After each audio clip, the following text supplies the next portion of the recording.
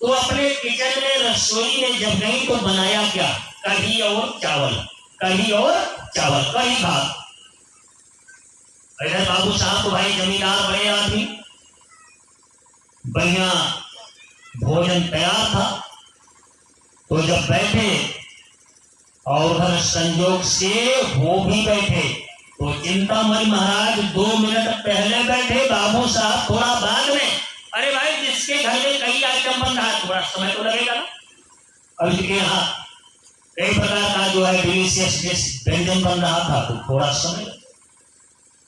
अब जब बाबू साहब बैठे भोजन के लिए, थाली में भोजन आया, तो रोज भगवान का भोजन लगाते थे, आज भी लगा रहे हैं कि भगवान हमारे आओ जी, भगवान हमारे आओ जी, भोजन का भोग लगाओ जी।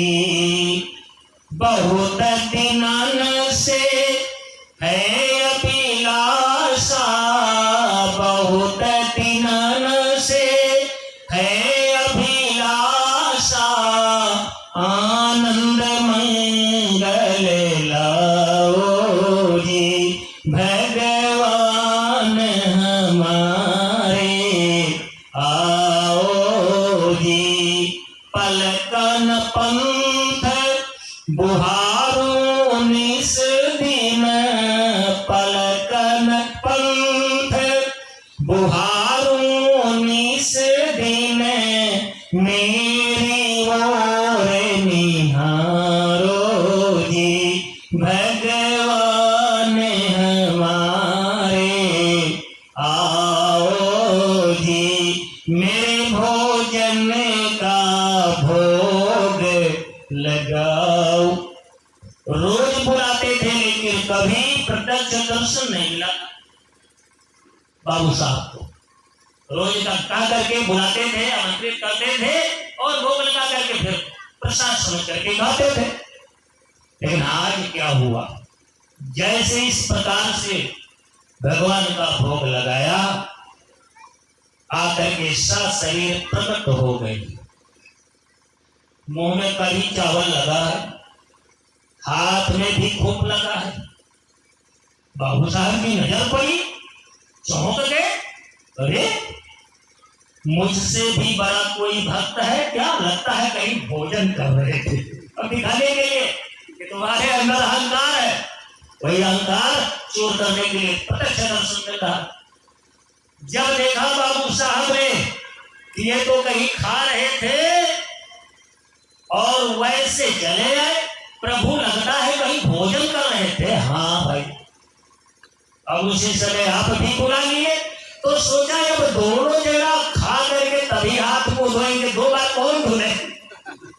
हाँ, कौन है? मुझसे बड़ा कौन भक्त है जो आपको खिला रहा था, आप खा रहे थे? कहा आपको पता नहीं है? कहा नहीं।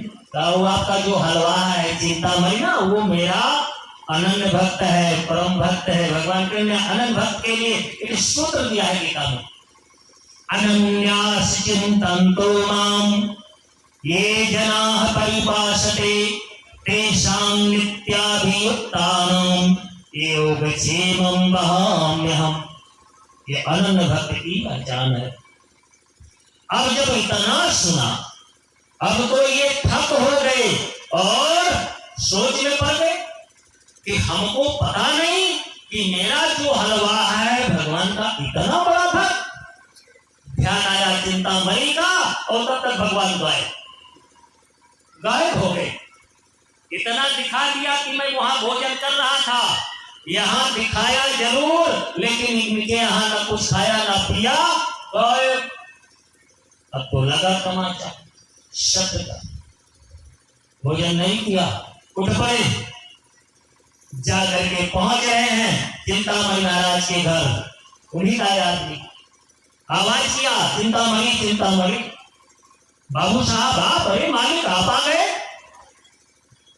ये बताओ भोजन कर चुके कि नहीं? चारपाई से उठ करके हाथ जोड़ करके कह रहे मालिक बस अभी अभी भोजन करके जैसे चारपाई पर गया तैसे आपकी आवाज कानों में पड़ी।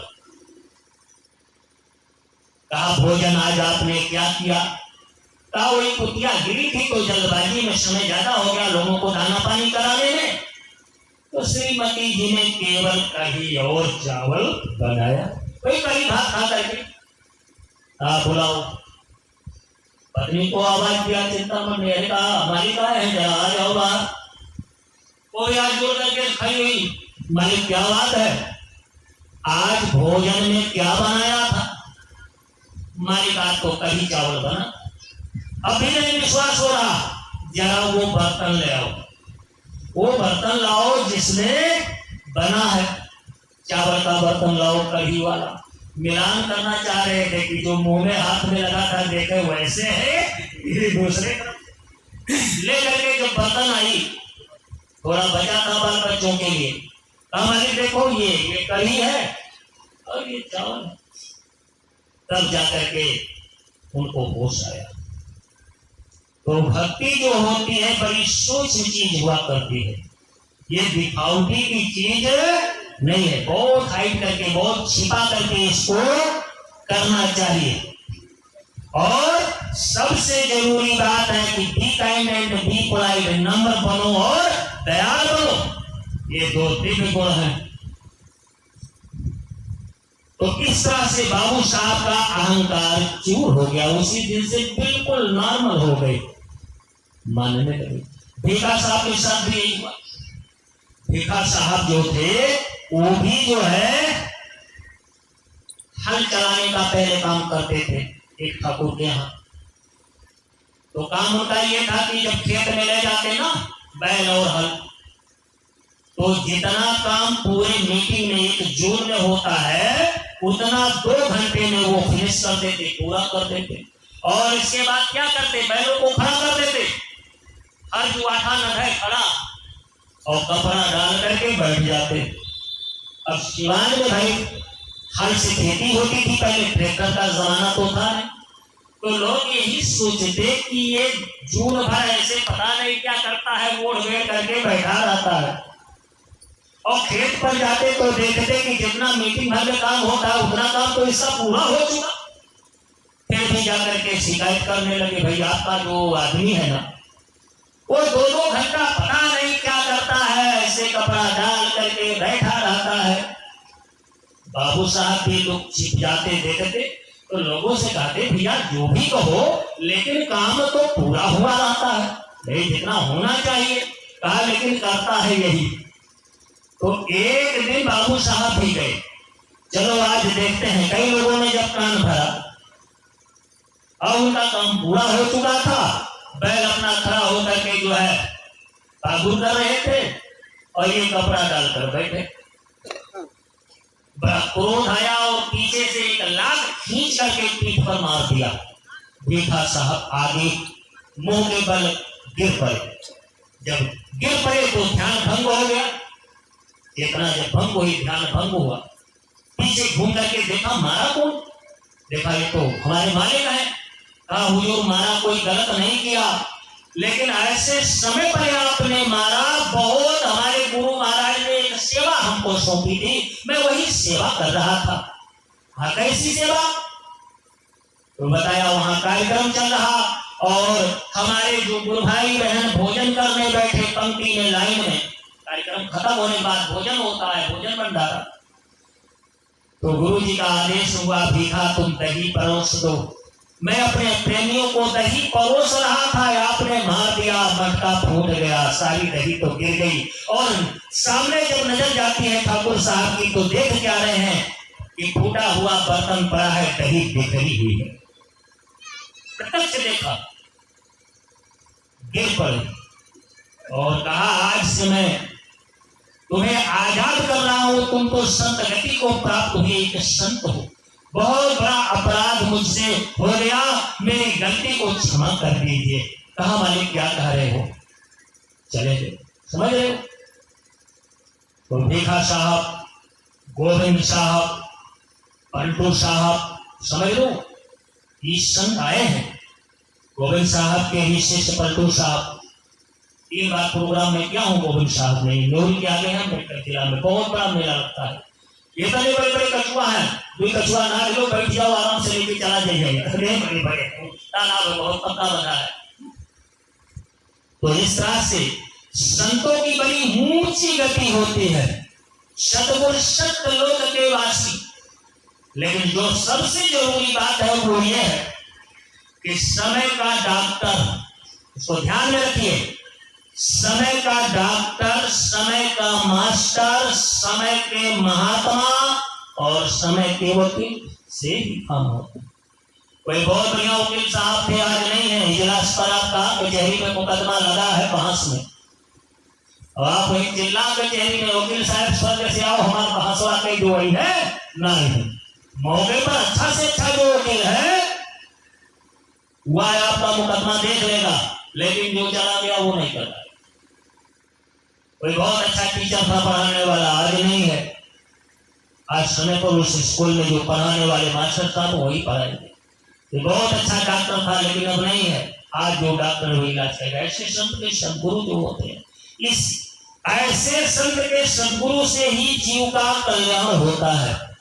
जब तक इनका एक भी बच्चा रहता है, घाट पर जहां इनकी रुकी रहती है, नानक देव जी महाराज जब जाने लगे तो जब पहुंचे वहां घाट पर तो देखा कि सब लोग आकर के बैठे हैं। फिर सोचा लो एक बार चेक करने कहीं कोई बाकी तो नहीं रह गया। तो क्या काउंटिंग गिनती किया तो एक जीव कम आ रहा था, एक जीव कम आ रहा था।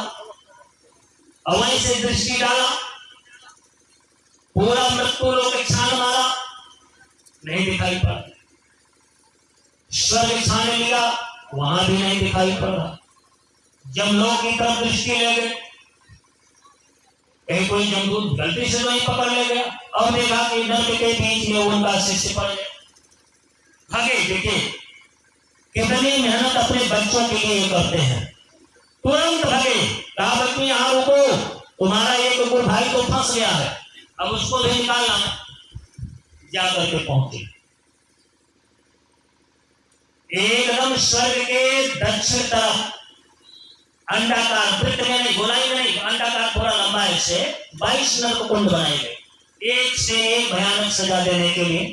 रोरो, महारोरो, कुंभीपाक, शालमणि, ये बड़े बड़े नर्क कुंड जाकर के बीचों बीच खड़े हो गए, जहां कई योजन विस्तार का दहकता हुआ लोहे का खंभा लगा हुआ है।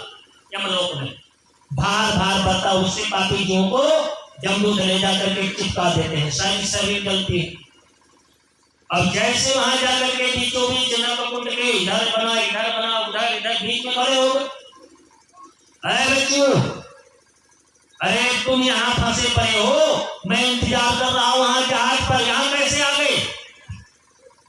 कहा सरकार यही लोग पकड़ लाए। और वहां तमाम जो है पहरा चल रहा था जमदूतों का, और सारे जमदूत थर थर थर थर कांप रहे हैं। संत से सब करते हैं। महात्मा पलटू साहब ने लिखा है, राम समीपी संत है, ये जो करे सो होय, ये जो करे सो होय, हुकुम मायन के साहिब, संत कहें सोई करे, राम ना करते वायब। राम के घर के काम सब संत हैं करते, और देवता 33 कोटि संत से सब ही डरते। राई को पर्वत करे, करे पर्वत को राई, ओ राम के घर के बीच फिरत है संत दुहाई। पलटू घर में राम के और न करता कोई, राम समीपी संत है, ये जो करे सो।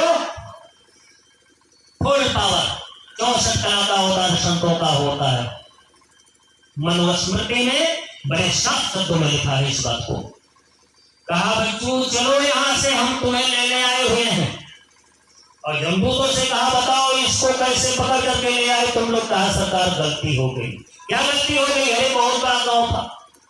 एक ही नाम के दो लोग थे, जरा सी चूक हो गई, पकड़ना उसको था, पकड़ लिए इसको, छोड़ो इसको, महाराज ले जाइए ले जाइए।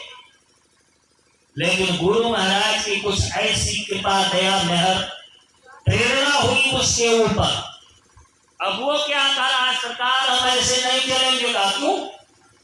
अरे तुमको छोड़ करके अगर हम चले जाएंगे ना तो संतों की गरिमा और महिमा घट जाएगी। संतों की महिमा अनंत, अनंत किया उपकार, लोचन अनंत उघारिया, अनंत दिखावन हार, सब धरती कागज करूं, लेखन सब बन राय, सात समुद्र की मसी करूं। गुरु गुण लिखा ना फुल पावर होता है। कहा मैं तुझे छोड़ करके अगर चला जाऊंगा ना तो संतों की महिमा घट जाएगी, कोई पूछने वाला नहीं। चल मेरे, अब वो क्या कह रहा है, सरकार मेरी अगर आप बात मानेंगे तब मैं चलूंगा, मेरी एक शर्त है। कहा क्या शर्त है? कहा इतने दिनों से इन लोगों के बीच में रहा, फ्रेंडशिप मित्रता हो गई, सब मेरे मित्र हैं, तो हाँ सारे मित्रों को लेकर के अगर आप चलेंगे हमारे तब तो हम चलेंगे, अकेले मैं जाने वाला नहीं। अब बताइए मेरी बात मानेंगे कि नहीं? जब आप सबको लेकर के चलेंगे तब मैं चलूंगा, अकेले जाने वाला नहीं। तो नानक जाए अंगूठा गोरा और सब जीवन कर कीन निगोरा। दाएं पैर का अंगूठा नक में टच करा दिया और भाई सो नरकुंड में जितने पापी से पापी जीव थे सबको लेकर के चले गए। यही गोरा मैल में लिखा है।